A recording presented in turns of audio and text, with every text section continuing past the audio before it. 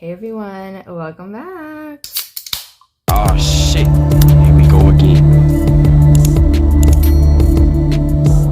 Alright, so welcome to my channel if you are new, but alright, we like to do reactions, commentary, story times, makeup, a little bit of everything. We do some cooking over here, so it's a little bit of everything for everyone. If that's your vibe, go ahead and subscribe. What it do, y'all? You saw the title, we have to talk about it. Alright, the title of the video that we are gonna be reacting to is, what is it? Piracy is logical? That was the name of it? Yeah. Piracy is logical. So basically, since streaming and all that stuff is like normal now, piracy and streaming, I can't remember where this video is going, but yeah, let's talk about it. Then piracy isn't stealing, which is why piracy is no longer seen as digital theft reserved for risk takers and your plug who knew a sketchy website. Now it's easier and more convenient than ever. TV, movies, sports, live events. Oh yeah, because everything is streaming now. It's become so normalized that piracy sites are getting more yearly visits than every streaming service combined. But this makes sense when you consider that every facet of the entertainment industry has been destroyed by corporations. Even if you're not a sports fan, you will relate to this struggle, because you need to see how insanely difficult it is just to watch a basketball game. I live in Oklahoma City, and I really wanted to follow the Thunder and the entire Western Conference a couple years ago, so I bought NBA League Pass for $110 for the season. Silly me for thinking that one streaming service would have every game. League Pass only lets you watch games that are out of market, which meant I couldn't actually watch the Thunder games because I live in Oklahoma City, and those rights belong to the FanDuel Sports Network. And if the game was nationally televised, that was exclusively broadcast on ESPN or TNT, which meant I needed a cable package or another app like Hulu Live or Sling just to catch the games literally happening in my city. As of right now, if you want to guarantee that you will be able to watch all of the NBA games in the US when they are actually happening live, you need to have ESPN, which requires you to have Hulu plus Live TV or YouTube TV or Sling Orange TV, or with an upgraded cable package. Then you need Peacock, which is $11 per month. Then you need Prime Video, which is $9 per month, and ABC, which oh my god, cable subscription. The cheapest way to guarantee every game would be $66 in subscriptions and whatever your basic cable costs these days, which is on average about $25.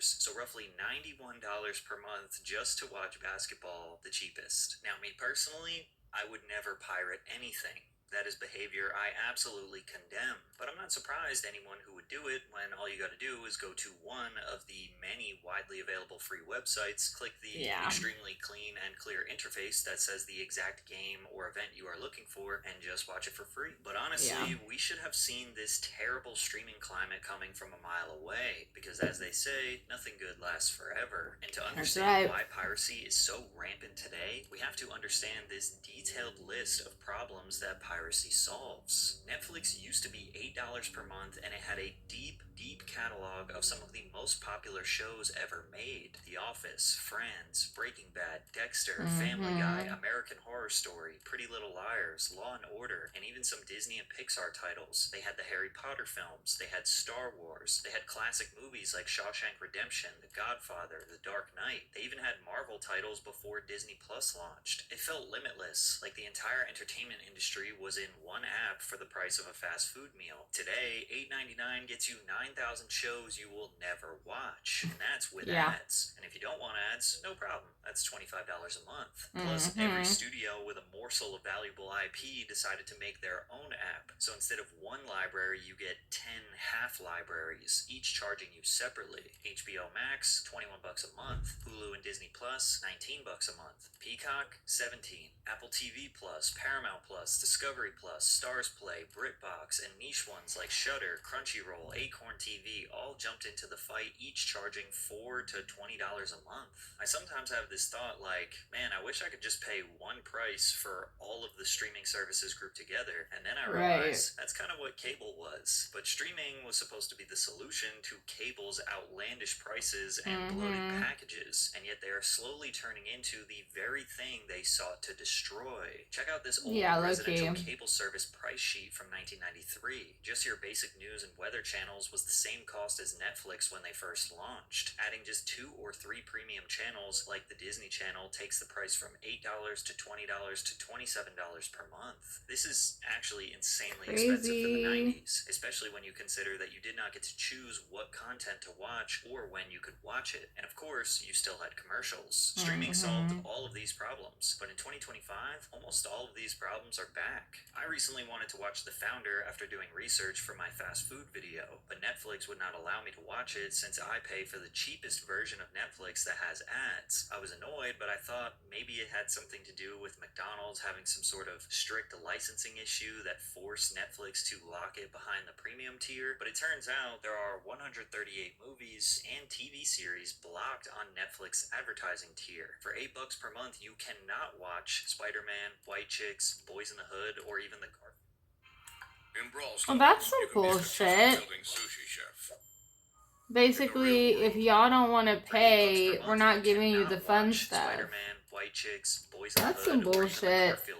Half the time, you don't even know whether something isn't available or not because of licensing contracts, region restrictions, or just because you're on the wrong subscription plan. Right, and nobody got time for that. Paying more money just to unlock what you thought you were already paying for, thus making piracy the logical solution. You can go to these super cool websites that I never endorse because that is wrong and immoral, and just search basically any movie and get a high definition download. However, cable being much more expensive actually did have a slight benefit that nobody realized at the time. The competition for ratings meant that the shows that survived were usually the best of the best. Every network was fighting for limited primetime slots, and if a show could not pull in millions of viewers week after week, it was canceled. There was no filler at primetime. Seinfeld, Friends, The Simpsons, The X-Files, Sex and the City, Buffy the Vampire Slayer, Fresh Prince of Bel-Air. I could go on and on.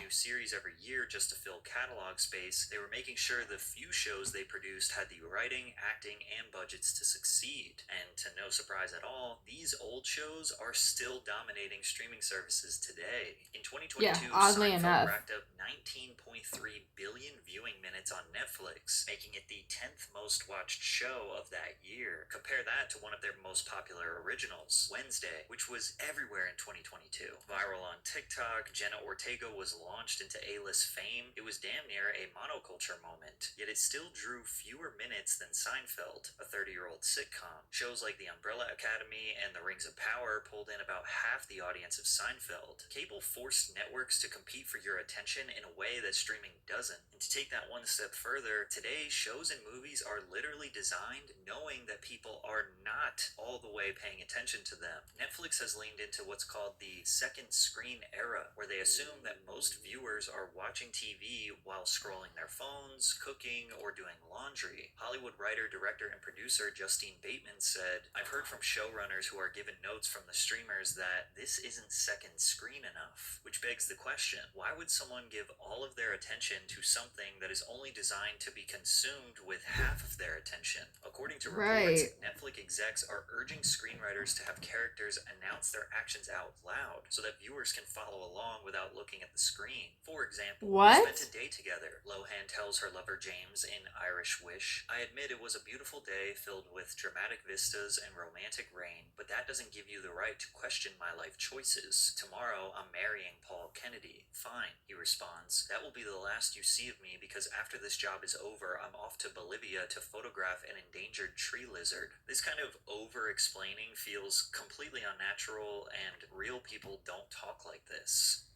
It's like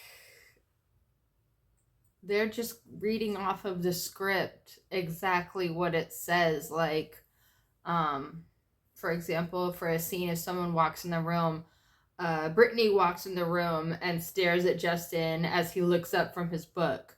Nobody's gonna want to hear that. You know what I mean? Like, that's taking away from the magic of the show. makes what should feel cinematic like a boring audiobook. Yeah, and look, I'm all for casual exactly. viewing. I know a ton Nobody of my wants audience that. casually watches my videos while doing other things. But also, Right. I make low-budget YouTube videos that are free to watch, not multi-million-dollar films behind a paywall. I don't know about you, but when I watch a movie, I like to pay attention. By training viewers to expect content that doesn't demand their full attention, Netflix is creating an audience that's even less likely to pay attention. And the less they pay attention, the less they care about quality. And as long as they feel just entertained enough, means they likely won't cancel their subscription. It's almost like they are conditioning the perfect audience who will barely pay attention to their content or their credit card bill so they can increase prices while lowering the quality for an audience who doesn't even notice. In the cable era, a show needed to be excellent to survive. Well, not forever, actually. This started to die in the 2000s. Once cable became the dominant form of television in America, the few companies at the top could now take advantage of their market dominance. Cable prices climbed 40% in just 6 years, jumping from about $34 in 2000 to $47 in 2006. Meanwhile, inflation only rose 14.3% in that same period. Cable companies such as Comcast, Spectrum, Dish, DirecTV, and Cox started bundling networks into giant packages with hundreds, sometimes thousands of channels. If you wanted to watch ESPN, you were forced to also buy Lifetime, QVC, the Golf Channel, MTV3, and whatever else they decided to shove into the bundle. You weren't allowed to just pick the 5 or 6 channels that you actually watched. Now, streaming companies are doing a similar tactic. They flood their platforms with new shows and movies you will never watch because adding volume creates the illusion of value, justifying their increasing price. Netflix alone released 589 new Netflix originals in 2024, just slightly over its 2023 total of 568. There can't possibly be nearly 600 new shows and movies worth watching every year, but it's all part of the bigger plan. Every year, Netflix originals slowly take up more of their catalog, and then they license less. In 2022, over 50% of their catalog was originals. Now, some of these originals are good. Ozark, Queen's Gambit, Beef are just a few off the top of my head, but the rest are mostly filler. They are watering down their product to save money instead of purchasing valuable shows, because licensing the movies and TV shows you actually want to watch cost a fortune. In 2019, Netflix lost both Friends and The Office, two classic, reliable sitcoms that were some of the most watched shows on their platform, after Warner Media and NBC pulled the rights for their own services. To fill that gap, Netflix struck a massive deal to acquire Seinfeld, reportedly paying over $500 million for global streaming rights, and that's only for 5 years. So they would have to spend another fortune to keep the show. And this is the cycle we're stuck in now. Streamers don't want to pay billions to keep the classics that people actually want to watch, so they crank out repetitive, boring, this is why I can't even lie, I'm showing my age, but a part of me will always want to actually own DVDs. I don't even think, I know some companies make them still, and I know they're not like very, very common, but that's just me. If I can, I would go back and get all the VHSs, all the DVDs from all the good shows and the classic shows, just so that I have them and I could watch them and binge them whenever I want, and I don't have to pay money.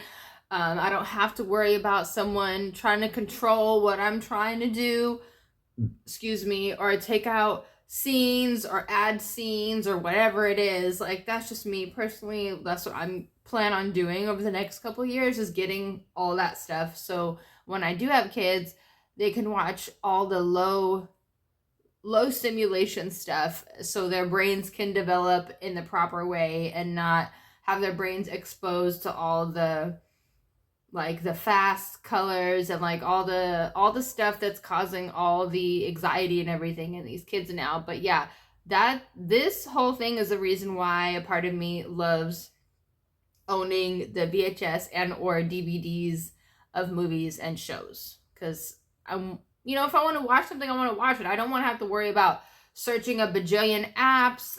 Did they take this show off? Did they add this show? I don't want to have to worry about that.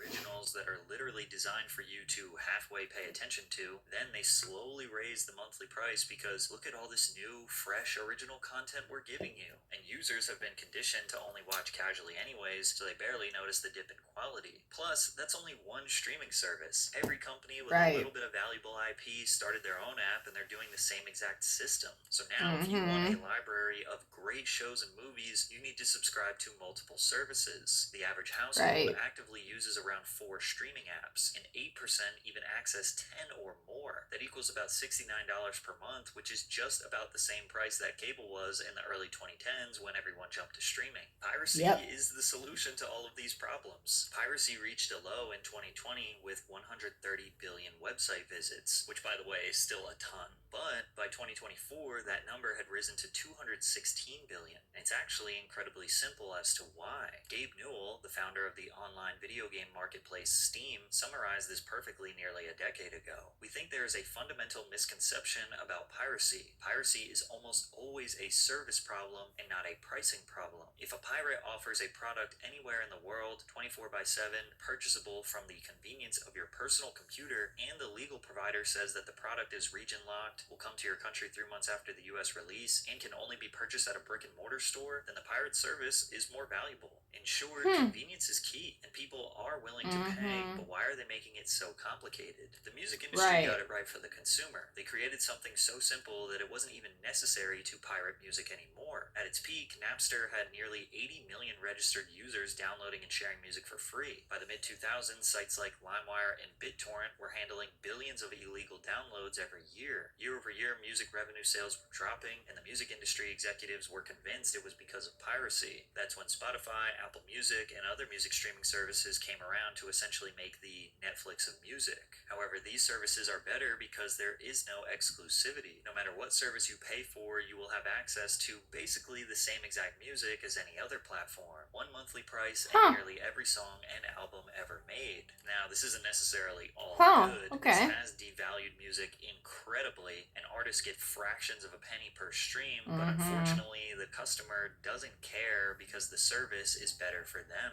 But we might be at a tipping point with music streaming services because Spotify is seemingly taking a page out of Netflix playbook and prioritizing their own music over licensed music. But the problem is, it's AI generated. But that's a whole different video. Compared to now, it seems like in the early 2010s, streaming services had it right. All they had to do was not change. Piracy was at an all-time low in the early 2010s because it was safer, easier, and not a financial burden to just pay for the content you wanted to watch. Now, there are always going to be people who simply don't want to or can't pay. This is extremely common with pay-per-view events. For many years, Dana White and the UFC waged war against sites like Crack Streams, trying to convince everyone that he would get them shut down. You kind of stirred the pot a little bit with the piracy, the online streamers. They want to come after you and give this thing away. So, any regret? It kind of maybe stirring the pot a little bit. I'm glad you asked me about that because we got one.